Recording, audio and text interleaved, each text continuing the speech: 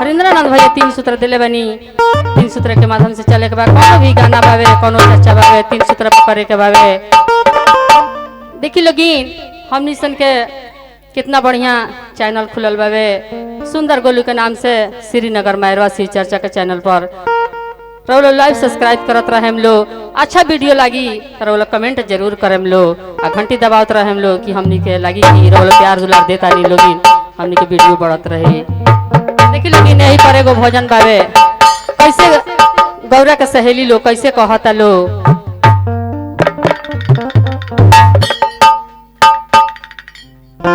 जे कहता लो कि ए गौरा तू कौन हाथे पूजा कैले बड़ू कि ऐसन भोला तू पौले बड़ू।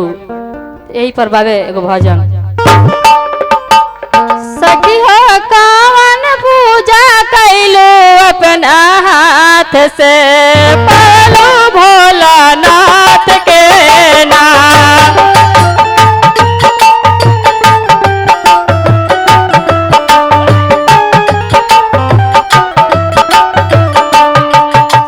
सखी हो कौन पूजा कैलो अपना हाथ से पालो भोलानाथ के नाम।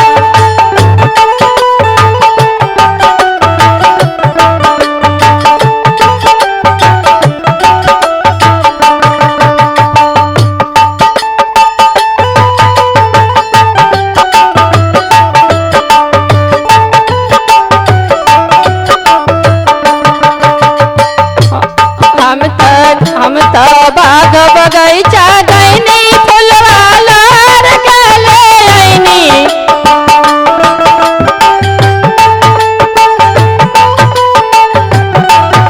हम तो बाग बगैचा गईनी फुलवाला गले आईनी।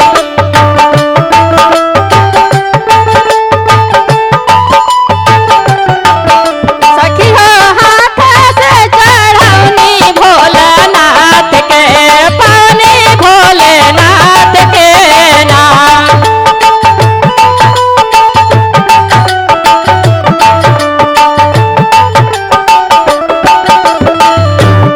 सखी हो हाथ फुलवा लैनी हम लोर के पानी भोलानाथ के नाम।